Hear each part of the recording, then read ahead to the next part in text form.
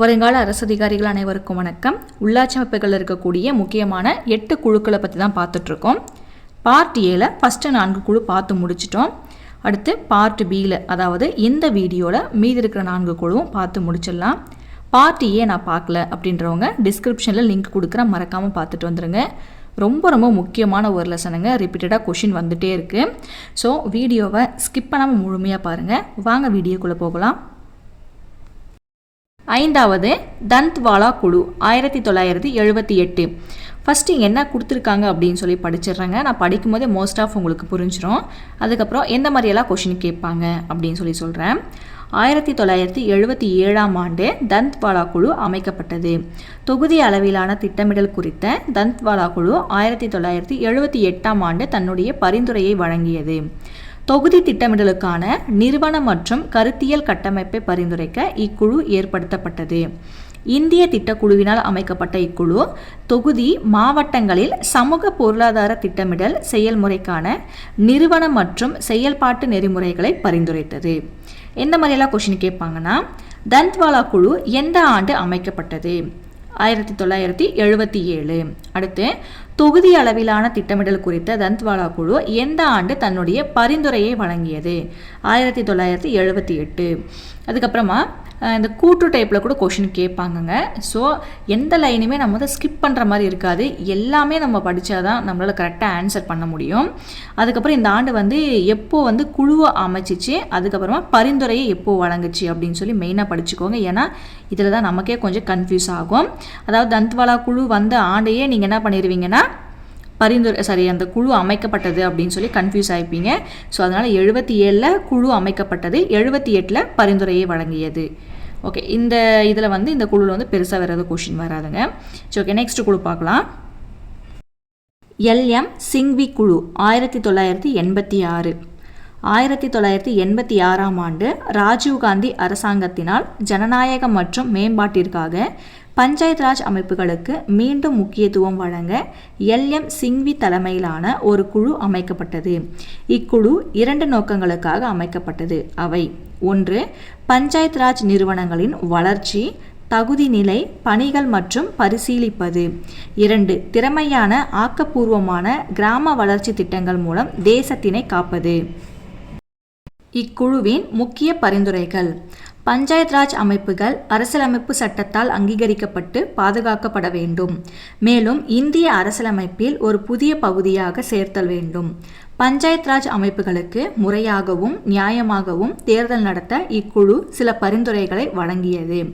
பல கிராமங்கள் இணைந்த குழுவிற்கு நியாய பஞ்சாயத்துகள் ஏற்படுத்தப்பட வேண்டும். கிராம சபை நேரடி மக்களாட்சியின் ஆற்றல் மிகு கருவியாக செயல்பட வேண்டும்.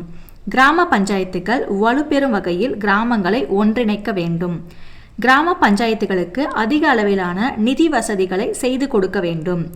பஞ்சாயத் ராஜ் அமைப்புகளின் தேர்தல் பணிகள் மற்றும் கலைத்தல் போன்ற சர்ச்சைகளுக்கு தீர்வு காண ஒவ்வொரு மாநிலத்திலும் நீதி தீர்ப்பாயங்கள் ஏற்படுத்தப்பட வேண்டும்.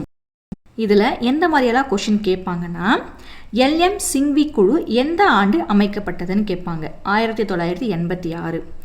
இப்போ சொல்ல போகிற கொஷின் ரொம்ப முக்கியமான ஒரு கொஷினுங்க. 1986ஆம் ஆண்டு எந்த அரசாங்கத்தினால் ஜனநாயகம் மற்றும் மேம்பாட்டிற்காக எல்எம் சிங்வி தலைமையில் ஒரு குழு அமைக்கப்பட்டது அப்படின்னு சொல்லி கேட்பாங்க. அதுக்கு நீங்கள் என்ன சொல்லணும்? ராஜீவ் காந்தி அரசாங்கம். இதை மட்டும் மறந்துடாதீங்க. அடுத்து, எல்எம் சிங்வி குழு 2 நோக்கங்களுக்காக அமைக்கப்பட்டது. அவைகள் என்னென்னு சொல்லி கேட்பாங்க. இந்த ட்ரூ ஆர் ஃபால்ஸில் கேட்பாங்க. அதே மாதிரி இக்குழுவின் முக்கிய பரிந்துரைகளும் படிச்சுக்கோங்க. எல்எம் சிங்வி குழு எந்தெந்த பரிந்துரைகளை அணுகியது அப்படின்னு சொல்லி கேட்பாங்க. ஸோ நீங்கள் இது எல்லாமே ரொம்ப முக்கியம் தாங்க, எதுவுமே ஸ்கிப் பண்ணாதீங்க. இப்போ நான் கொடுக்குறது மட்டும் நீங்கள் படிங்க, எக்ஸ்ட்ரா எதுவும் படிக்காதீங்க. ஓகே, நெக்ஸ்ட் குழு பார்க்கலாம். 7வது துங்கோன் குழு 1988. 1988ஆம் ஆண்டு மாவட்ட திட்டத்திற்கான அரசியல் மற்றும் நிர்வாக அமைப்பை உருவாக்க ஆர்கே துங்கோன் என்பவரின் தலைமையில் ஒரு குழு ஏற்படுத்தப்பட்டது. இக்குழுவின் முக்கிய பரிந்துரைகள்: பஞ்சாயத் ராஜ் அமைப்புகளுக்கு இந்திய அரசியலமைப்பு சட்டத்தின் மூலம் அங்கீகாரம் வழங்கப்பட வேண்டும். 3 அடுக்கு பஞ்சாயத்து முறையை பின்பற்ற வேண்டும். இந்த 3 அடுக்குகள் கிராமம், வட்டம், மாவட்டம் அளவில் இருத்தல் வேண்டும். ஜில்லா பரிஷத் அமைப்பினை முன்னிலைப்படுத்தி மாவட்டத்தின் வளர்ச்சிக்காக திட்டங்களை வகுக்க வழிவகை செய்ய வேண்டும். பஞ்சாயத்து ராஜ் அமைப்புகள் 5 ஆண்டுகள் கால அளவில் தேர்தல் மூலம் புதுப்பிக்க வேண்டும்.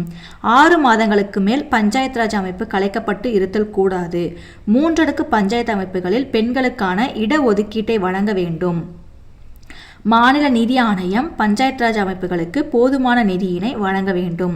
மாவட்ட ஆட்சியர் ஜில்லா பரிஷத்தின் செயல் அலுவலராக இருத்தல் வேண்டும்.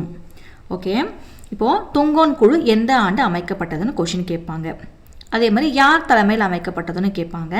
அடுத்து இந்த குழுவின் முக்கிய பரிந்துரைகள் என்ன அப்படின்னு சொல்லி படிச்சுக்கோங்க. ஏன்னா இது வந்து கூட்டு டைப்பில் கொஷின் கேட்கறதுக்கு வாய்ப்புகள் இருக்குது. ஓகே, நெக்ஸ்ட் குழு பார்க்கலாம். 8வது காட்கில் குழு 1988. காங்கிரஸ் அரசாங்கத்தினால் பஞ்சாயத்து ராஜ் அமைப்புகளுக்கான கொள்கை மற்றும் திட்டங்களை வரையறுக்க விஎன் காட்கில் என்பவரின் தலைமையில் 1988ஆம் ஆண்டு ஒரு குழு ஏற்படுத்தப்பட்டது. இக்குழுவின் பரிந்துரைகள் எவ்வாறு ஒரு பஞ்சாயத்து ராஜ் அமைப்பினை சக்தி வாய்ந்த அமைப்பாக மாற்றலாம் என்பதை பற்றி இருந்தது. இக்குழுவின் முக்கிய பரிந்துரைகள்: பஞ்சாயத்து ராஜ் அமைப்புகளுக்கு சிறப்பானதொரு சட்டமுறை அங்கீகாரம் வழங்கப்பட வேண்டும். கிராமம், தொகுதி, மாவட்டம் என்ற வகையில் 3 அடுக்கு பஞ்சாயத்து முறையை வழங்குதல். பஞ்சாயத்து ராஜ் அமைப்புகளின் பதவிக்காலம் 5 ஆண்டுகள் என நிர்ணயித்தல். பஞ்சாயத்து ராஜ் அமைப்பின் 3 அடுக்கு உறுப்பினர்களும் மக்களால் தேர்ந்தெடுக்கப்பட வேண்டும். SC, ST மற்றும் பெண்களுக்கு பஞ்சாயத்து ராஜ் அமைப்புகளில் இடஒதுக்கீடு வழங்க வேண்டும். பஞ்சாயத்து ராஜ் அமைப்புகளின் திட்டங்கள் மற்றும் செயல்பாடுகள் அனைத்தும் சமூக பொருளாதார முன்னேற்றம் அடைவதை குறிக்கோளாக கொண்டிருத்தல் வேண்டும். முறையாக திட்டமிட்ட வரி அமைப்புகளை கொண்டதாக பஞ்சாயத்து ராஜ் அமைப்பினை கட்டமைக்க வேண்டும். மாநில நிதி ஆணையத்தினால் பஞ்சாயத்து ராஜ் அமைப்புகளுக்கு தேவையான நிதியினை வழங்க வேண்டும். பஞ்சாயத்து ராஜ் அமைப்புகளுக்கான தேர்தல்களை மாநில தேர்தல் ஆணையம் நடத்த வேண்டும். ஓகே, இதில் எந்த மாதிரி கொஸ்டின் கேட்பாங்கன்னா கண்டிப்பாக கூட்டு டைப்பில் தாங்க கேட்பாங்க. இக்குழுவின் முக்கிய பரிந்துரைகள், இந்த பரிந்துரைகளில் கூட்டு டைப்பில் கேட்பாங்க. அதே மாதிரி காட்கில் குழு எந்த ஆண்டு அமைக்கப்பட்டது, யார் தலைமையில் அமைக்கப்பட்டது அப்படின்னு சொல்லி கேட்பாங்க. இந்த 8 குழுவுமே ரொம்ப ரொம்ப இம்பார்ட்டண்டான ஒரு குழுங்க. தயவு செஞ்சு எந்த லைனுமே நீங்கள் ஸ்கிப் பண்ணாதீங்க. ஒவ்வொரு லைனும் ஒவ்வொரு மார்க்குன்னு நீங்கள் நினச்சிக்கோங்க. அதில் எந்த லைனில்